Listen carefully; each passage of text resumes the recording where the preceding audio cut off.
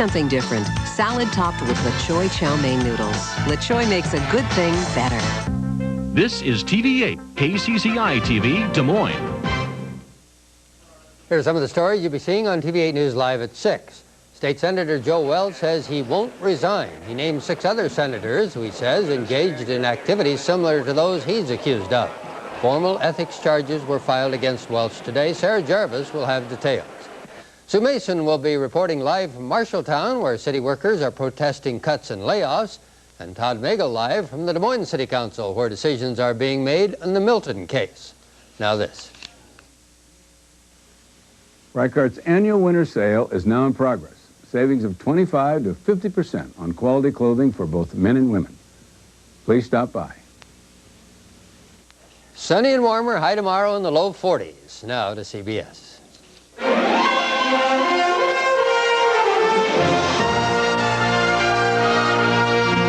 This is the CBS Evening News. Dan Rather reporting. Good evening. The woman who was paid by a supermarket tabloid to publicly talk about her story of a 12-year alleged affair with Democratic presidential candidate Bill Clinton held a news conference today. The woman repeated the charges in public, in person, and with tape recordings, she says, are of phone calls with Clinton. Arkansas's Governor Clinton again said the woman is lying and that the voters will decide his fate. Richard Threlkeld begins our coverage. Jennifer Flowers, a one-time local TV news reporter and band singer, had already sold her story of a long-time love affair with Governor Clinton to a supermarket tabloid. Today, she detailed it at a TV news conference in New York. Yes, I was Bill Clinton's lover for 12 years. And for the past 2 years, I have lied to the press about our relationship to protect him. Although their affair, she claimed, ended in 1989, Ms. Flowers said she'd taped telephone conversations between herself and Clinton for the past year until several weeks ago to protect herself, she said, with a record of their relationship. Listen to the tape excerpts. Judge for yourself if this is the way a man talks to a woman who is just a friendly acquaintance. Hello? Jennifer? Yes? Bill Clinton. Hi, Bill. Hey, I tried to call you. I can't believe I got you. Well, when did you try to call me? Last night, late. Well, I was here. Did you take your phone off the hook? Well, I did. On the edited audio tapes provided by Star Magazine, Flowers does most of the talking, sometimes in intimate terms. The voice on the other end resembles that of Governor Clinton, at one point urging her to deny they had a relationship. If they ever hit you with it, just say no and go on. There's nothing they can do. At one point, there's a critical reference to Governor Mario Cuomo of New York. Well, he seems like he could get real mean. Yeah, I wouldn't be surprised if he didn't have some mafioso major connections. Well, he acts like one. Yeah. Last night on the CBS News program 60 Minutes, Clinton described Flowers as an acquaintance, but denied ever having an affair with her. You know, I regret that she did it. Her story is not true, and she did it for money.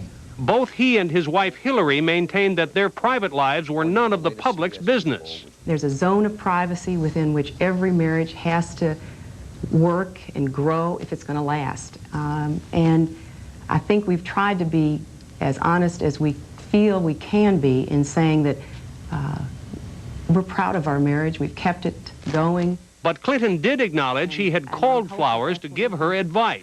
Some of those conversations were taped, Governor, as you know. Was this set up? Well, I think it must have been.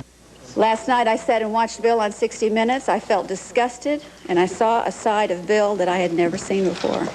Late today, while campaigning in Louisiana, Governor Clinton was asked about Flowers' latest allegations. Nothing happened in that press conference today to change that. My wife and I said everything we have to say about this whole subject yesterday. As far as I'm concerned, it's a closed matter. And I think... So who's telling the truth, Jennifer Flowers or Bill Clinton? Polls show that these days most voters don't care all that much about the private lives of their public officials, but they care a lot about whether or not they're telling the truth. The voters will decide that, among other things, beginning in New Hampshire 3 weeks from tomorrow. Richard Threlkeld, CBS News, New York. No matter what happened in Bill Clinton's love life, he is holding up a mirror to the morals of the same media that are questioning his. Are the newspapers and networks, including this one, spending too much time scouring bedrooms while neglecting the more important questions about the men who would be king. All I can tell you is you ought to be asking yourselves questions today, and I wish you would. The media side of things is that beyond all this sensationalism, beyond the seamy invasion of privacy, what if Clinton is lying? To many newspaper editors, another threshold is, does the candidate's behavior say anything about judgment? Does it bear on his judgment? Does it speak to his ability to conduct his public life? Prurient interest alone, I don't think, is sufficient motivation for us to be pursuing that story. Much of the public blames the press for hyping sex-related scandals and for concentrating on the he says, she says when there's a recession out there to resolve. We're on the eve of the State of the Union address by the President. Instead of focusing on the issues of health care, education, how we're going to get out of this recession, instead we're focusing on unsubstantiated rumors. I have told the American people more than any other candidate for president. The result of that has been everybody going to my state and spending more time trying to play gotcha. Experts who track the public mood for both political parties say that Clinton's head-on denial strategy will work if his story stays credible. In other words, Clinton may well survive if he's just guilty of some past infidelity, but is dead if voters believe he's not telling the truth.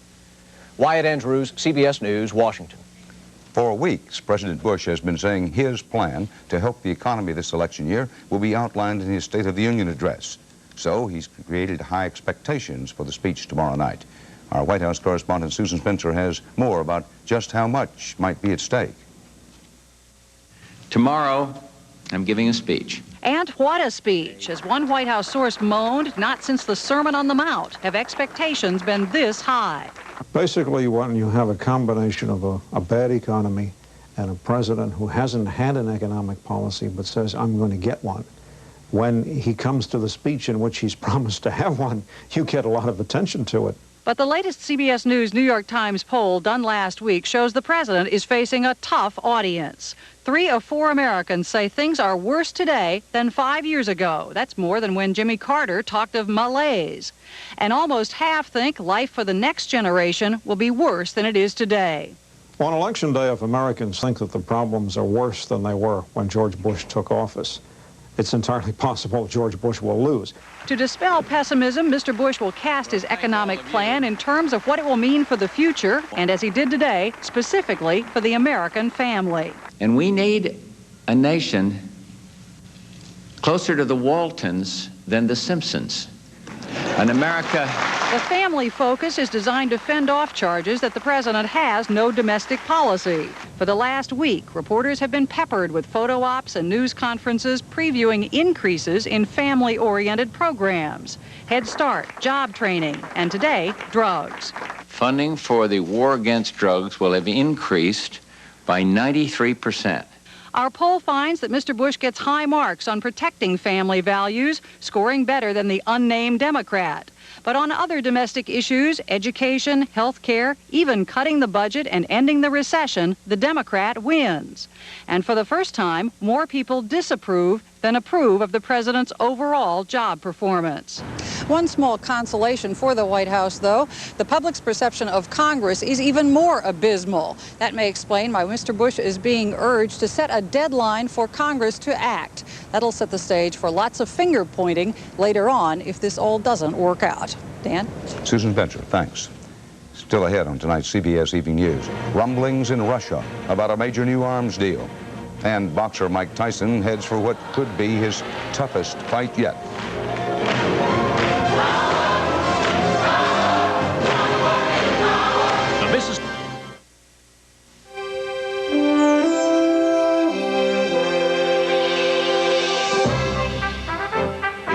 With the introduction of the 1992 LeSabre, Buick's reputation continues to grow. And it pleases us that people are taking notice, because LeSabre isn't just another fine motor car, it's a Buick. And Buick is rapidly becoming an enormous symbol for quality in America. I get that right? Perfect. Back in 5, Stephanie? When you're trying to eat right, days like this are a disaster. Is this it? Stephanie Powers talks about Kellogg's Nutri-Grain.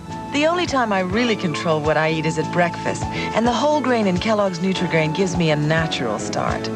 No sugar added, no preservatives, nothing fake. No matter what I eat later, at breakfast I call the shots. Naturally good. Nutri-Grain, the natural place to start. Secretary of State Baker is in Moscow tonight with a couple of mysteries in the air. One may be a major agreement on nuclear disarmament. The other, where's Boris? Anthony Mason reports from Moscow. Secretary of State Baker arrived in Moscow tonight, the middleman in a major but still secret arms reduction deal. The latest offer was awaiting him as soon as he set foot on the tarmac. A Russian official quickly pulled Baker aside, barely audible over the rumble of jet engines. He said he had a letter from Yeltsin, an answer to President Bush's proposal on arms control. Baker discussed the letter with Russian Foreign Minister Andrei Kozyrev tonight, but was not showing his cards. Because they have to do with exchanges between the two presidents, having to do with matters of nuclear disarmament. But as Baker arrived, President Boris Yeltsin suddenly disappeared, abruptly canceling 2 days of scheduled meetings. Yeltsin stood up. The Japanese foreign minister today will not address the Middle East Peace Conference here tomorrow. His press aides have cryptically refused to say where he is or what he's doing. But Moscow has been full of rumors. And some people even believe that Mr. Yeltsin has hit the bottle, and others would say that he is seriously ill. And of course, it doesn't help. In fact, Yeltsin was reportedly meeting with Commonwealth Armed Forces Commander Yevgeny Shaposhnikov. Yeltsin is not expected to miss his appointment with Secretary Baker on Wednesday, or a chance to share the limelight with President Bush in Washington later this week. Anthony Mason, CBS News, Moscow. At the U.S. Defense Department, correspondent David Martin has been following the secret arms negotiations and what they may mean. David? Dan, White House officials say George Bush and Boris Yeltsin have exchanged letters dealing with a dramatic new arms control proposal. The Bush letter was delivered Friday in Moscow, and Yeltsin's response arrived at the White House today. Officials refused to disclose the contents of the letters, but President Bush has made no secret of his desire to get rid of all multiple warhead ICBMs. For 20 years, land-based missiles armed with multiple warheads have been the essence of the nuclear standoff. They are the deadliest, most accurate weapons in the superpower arsenals. Intercontinental ballistic missiles capable of launching as many as 10 nuclear warheads against 10 separate targets. The U.S. has 50 MX missiles armed with 10 warheads each and 500 Minuteman missiles armed with 3 warheads each, a total of 2,000 warheads aimed at targets inside the former Soviet Union. If a deal to eliminate multiple warheads were struck, U.S. officials say they would scrap the MX missile entirely and convert the Minuteman to a single warhead missile, reducing the number of land-based warheads from 2,000 to just 500. For the former Soviet Union, the elimination of land-based multiple warheads would represent an even greater cut. The Soviet military has roughly 5,800 warheads piled atop some 700 land-based missiles. U.S. experts expect the Soviets would scrap all those missiles, leaving them with only 315 single-warhead SS-25 mobile missiles, although more SS-25s would probably enter the force. At this moment, it is unclear what, if any, deal has been struck, but we won't have to wait long to find out. Yeltsin's press secretary has promised an announcement tomorrow, and of course, President Bush will deliver his State of the Union address tomorrow night. Dan? David Martin at the Pentagon, thanks. And there's more CBS News right ahead. Next up, the debacle on 34th Street.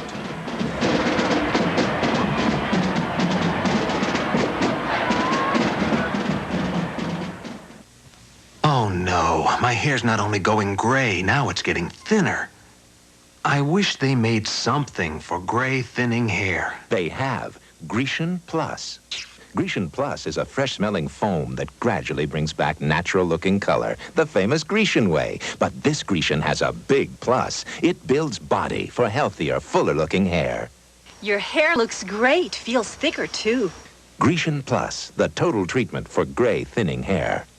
What do you smell? I can't smell anything. My nose is clogged, yeah. For fast relief, try Dristan 12-hour nasal spray. Now smell. It's an orange. Dristan nasal spray just works incredibly fast. Dristan, the face of relief today. The first time I switched pain relievers, it was from aspirin to Tylenol. Then recently, I switched again, from Tylenol acetaminophen to Advil. You see, I got these really pounding headaches, and I found Tylenol didn't always get rid of all the pain. So I tried Advil and found that for my really tough headaches, 2 Advil worked better than 2 extra-strength Tylenol tablets, better than extra-strength Tylenol caplets, better than Tylenol gel caps. For my tough headaches, Advil just works better. Advil, advanced medicine for pain. Imagine a rent-a-car company that offers special delivery right to your door. That's Enterprise. Here, let me help you.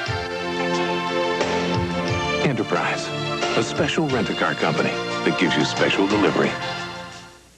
Want to make your opinion known? Unemployment, health costs, taxes. Do these issues make you angry? Call America on the Line Tuesday. You have the power. Use it.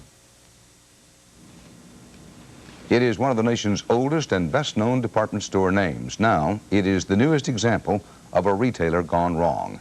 As our money correspondent Ray Brady reports, Macy's paraded into bankruptcy court today to seek protection from its creditors.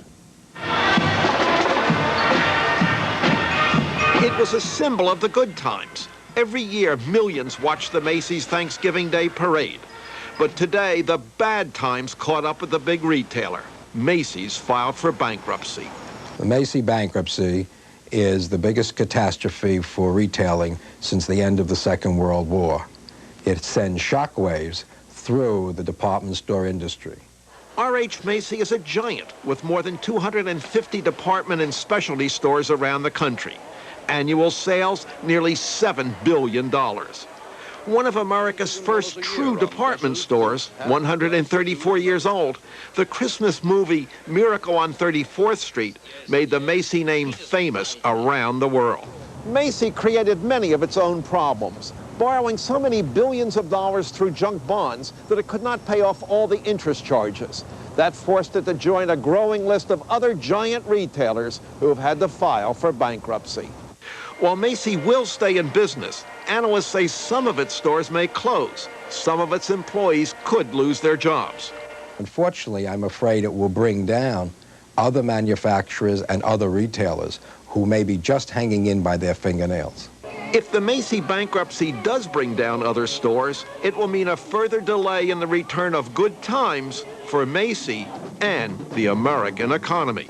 Ray Brady, CBS News, New York.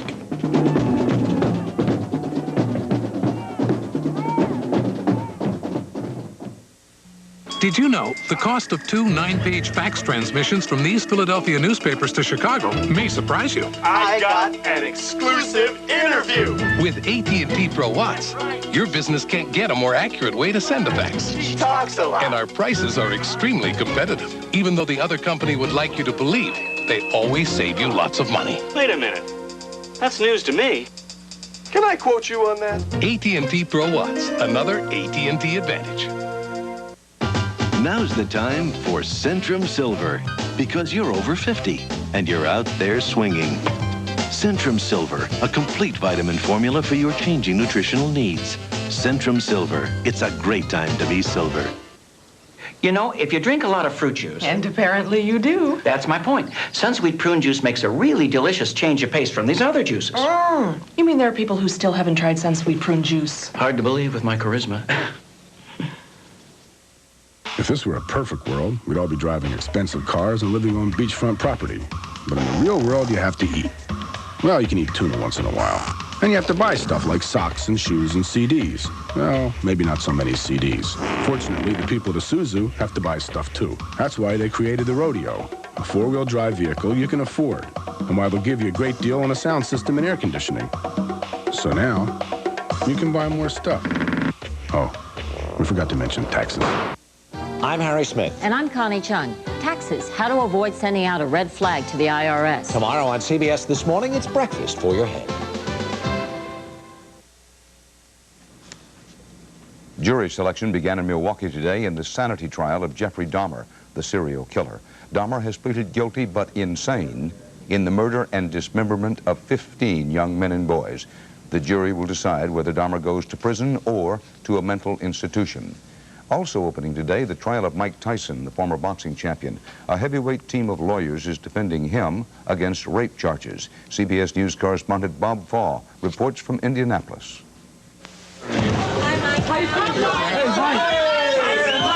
Iron Mike Tyson ambled into court the same way he ambles into a ring, nonchalantly. If he was thinking about the legal ordeal, which could send him to jail for 63 years, he wasn't saying so. Today, he wasn't saying anything. Inside, slowly, began the process to select 12 jurors who will decide if Tyson forced an 18-year-old beauty queen, an ex-Sunday school teacher half his size, to have sex in his hotel room in July, or if, as Tyson contends, she consented. Already, Tyson's camp is complaining that with jurors chosen from voter registration lists in mostly white conservative Indianapolis, Mike Tyson can't get a fair trial. All we want is a level playing field with due process so that justice can prevail. Tyson's problem is that sometimes he hits as hard outside the ring as in. He has smashed one car into a tree, smashed one hand brawling with another fighter on a Harlem street at 4 a.m., He's been convicted of fondling one woman. His ex-wife, Robin Givens, told a national TV audience Tyson roughed her up. George Foreman says Mike Tyson belongs in a cage. One of his ex-trainers makes Tyson sound like the ultimate sexist pig. He told me very bluntly that he loves to make women bleed, that he likes to see them in pain when he makes love to them. Tyson denies ever saying that. Part of his defense, he's no saint, but that neither is his accuser. What he's got is that she was there at 2 in the morning, and while that certainly doesn't condone rape, it gives the margin of doubt to Tyson's side. So the contest here could be close. Tyson has a terrific attorney. Some of the statements by the accused have been inconsistent. Ultimately, it comes down to the word of someone described as a model citizen versus the hulking ex-champ who isn't. Bob Fall, CBS News, Indianapolis. Coming up next, Eye on America. Tonight, America's state of mind about the State of the Union.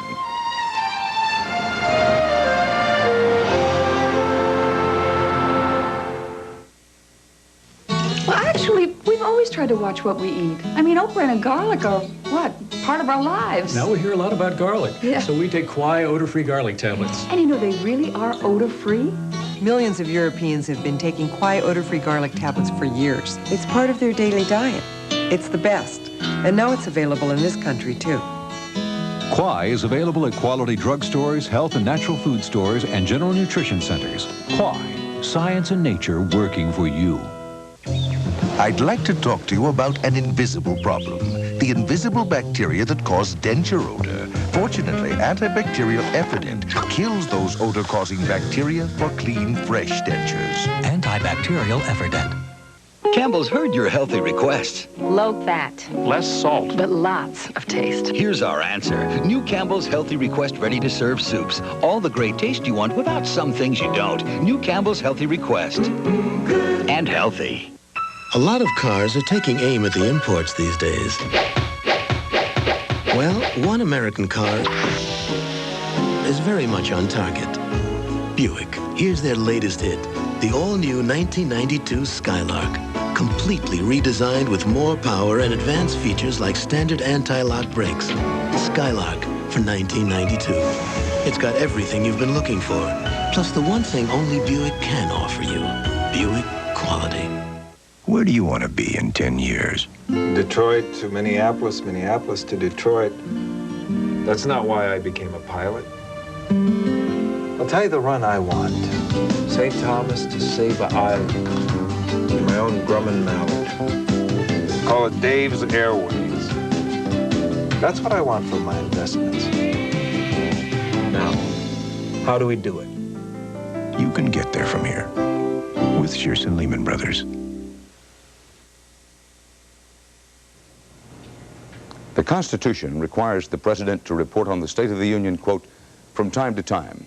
Most other Americans will tell you what they think anytime you ask. So, on the eve of the President's speech, we did ask. In tonight's Eye on America, Frank Courier reports on the mood of America.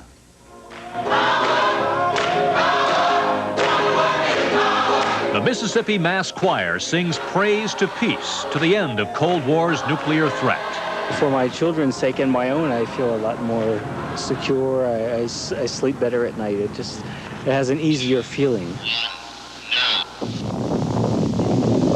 Since the desperate days when scientists launched the nuclear age at a secret mountain laboratory in Los Alamos, New Mexico, this birthplace of the atomic bomb fueled an arms race that scared even the man in charge. There was, of course, always an undercurrent of worry. God, we suppose these things do get used. Now new plans to reduce strategic weapons worldwide will see big changes at Los Alamos. National security has changed. Los Alamos will change with it. Nuclear weapons will be a present but a smaller part of it. History's atomic horrors, these museum models of the Fat Man and Little Boy bombs dropped on Japan, seem for the first time a little less threatening. Do you ever think a bomb like this will be used again sometime? No. A year of history-making, Cold War-ending change has left many Americans worrying less about nuclear war, but more than ever about the nation's economic survival in the new world order.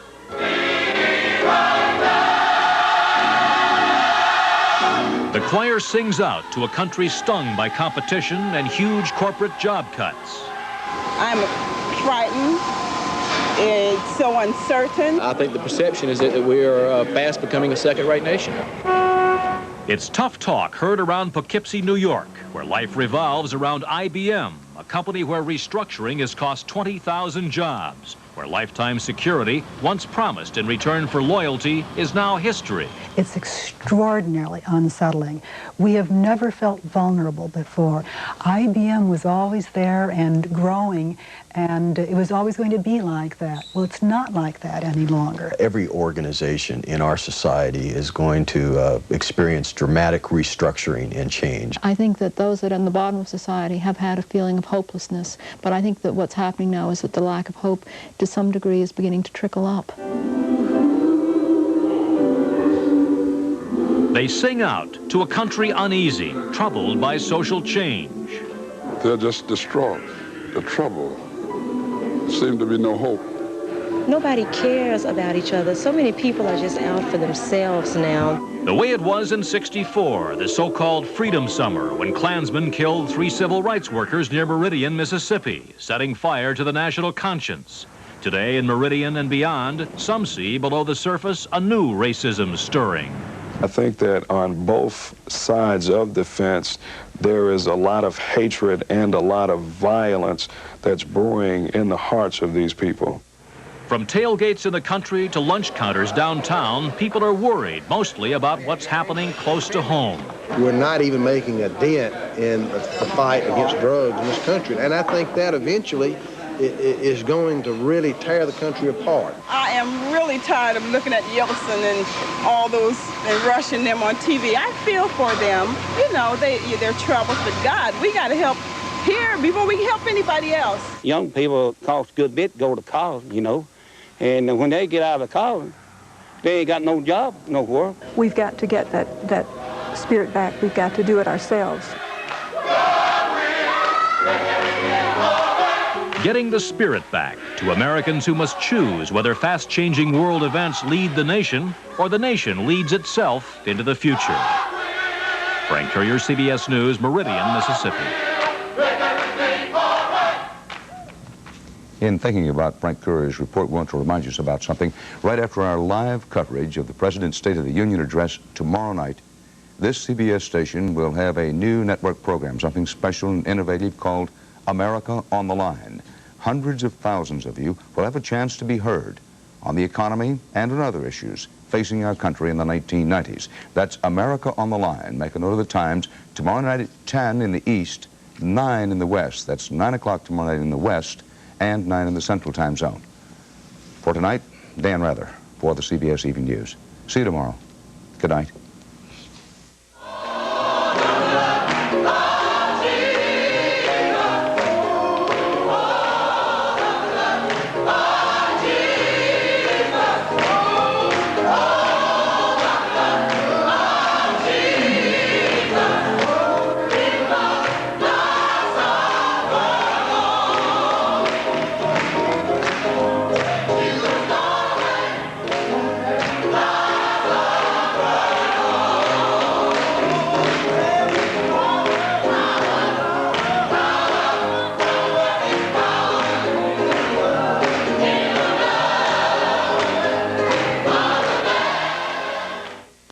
This is CBS.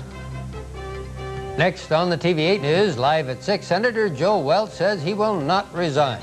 The senator spoke before his colleagues today for the first time since the scandal broke. I'm Sarah Jarvis. I'll have a live report. And the alleged Larry Milton case generates more heat at the Des Moines City Council. I'm Todd Magel. A live report from City Hall coming up next. Also tonight, is your job safe? Dana Carden with some sound advice in tonight's Making Ends Meet report. Connie with a warmer forecast and Heidi with a Super Bowl follow-up. TV8 News is next. Experience the power of a leader.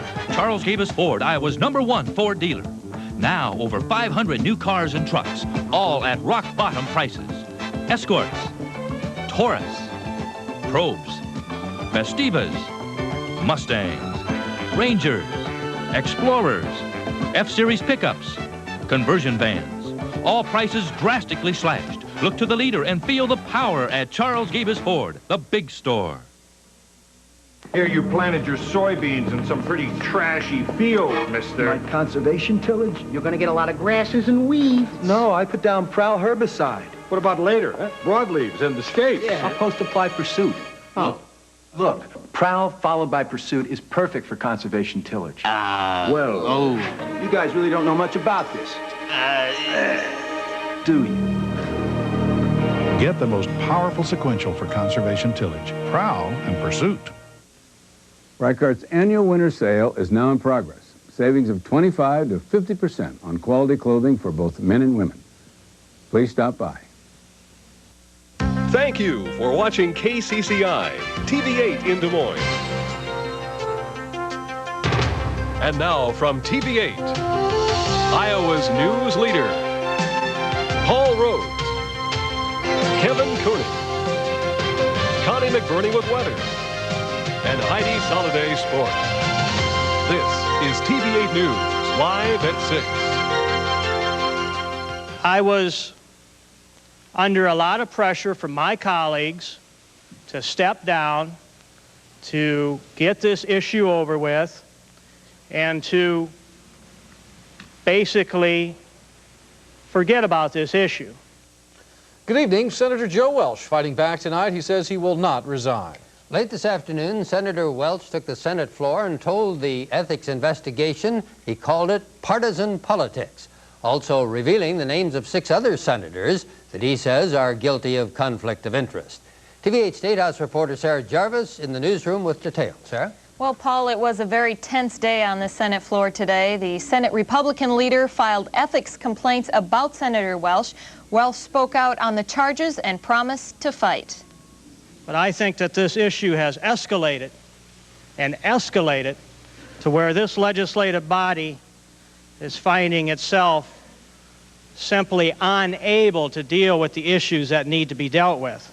Senator Joe Welch addressed his colleagues in the Senate for the first time today since the Iowa Trust scandal broke. The chamber was packed with spectators.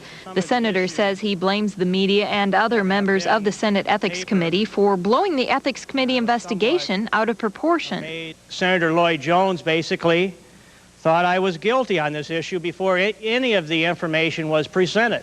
Senator Welch finally named names of other senators he says the Ethics Committee should investigate, including Senator Drake, Senator Kenley, Senator Kramer, Senator Priebe, Senator Tinsman, and even Senator Lloyd Jones.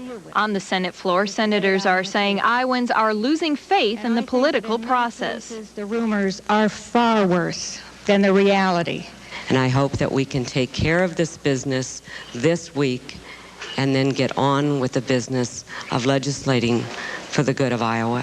Minority Leader Jack Rife has officially filed charges with the Ethics Committee against Senator Welch, including that he worked for the Iowa Trust, that he pushed legislation to benefit his employer, that he used his position to influence investors, that he knowingly misled the Senate about his ties with ITM, that he billed the Senate for travel and lodging, and that he improperly tried to influence the Ethics Committee investigation. I hesitated to do because I thought they might accuse me of being partisan, but I felt if I didn't, it wouldn't happen.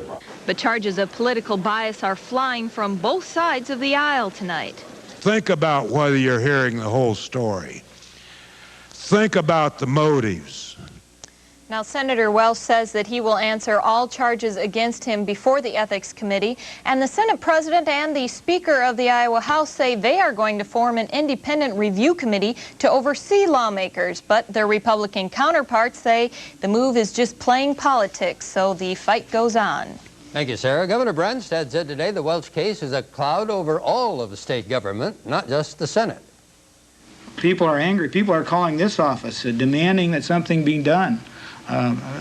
When you go out in the state of Iowa, people are just incensed. And I think we have an obligation and a responsibility to respond and to clear this up and to restore the sense of integrity that Iowans have always had in their government. The governor says the state's budget crisis will be forced on the back burner until the ethics investigation is completed. The Iowa Trust Fund scandal involves more than the politics at the State House. It could cost local governments millions in lost revenues. In Marshalltown, for example, it is touching off a great deal of anger over possible layoffs at that city's government. TV8's Sue Mason is standing by live via News Star 8 with a late update on that. Sue?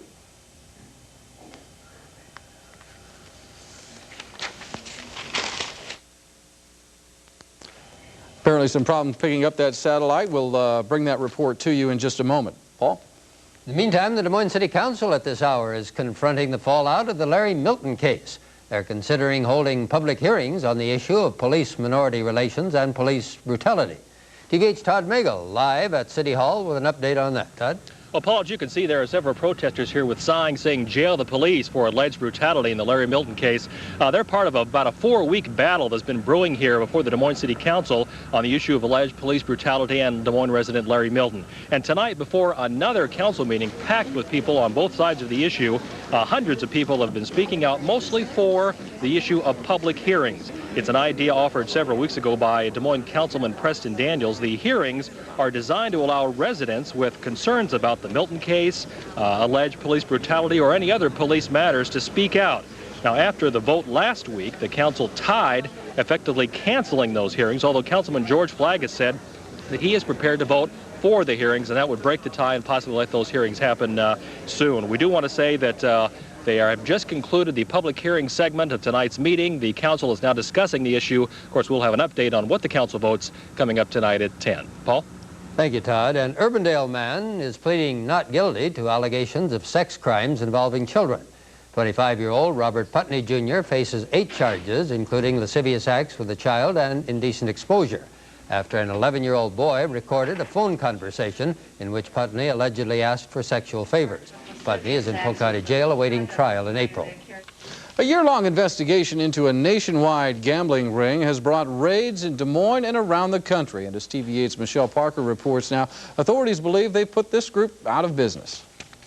The FBI raided this Des Moines home at 3315 4th Street on Super Bowl Sunday as part of a crackdown on a nationwide gambling ring.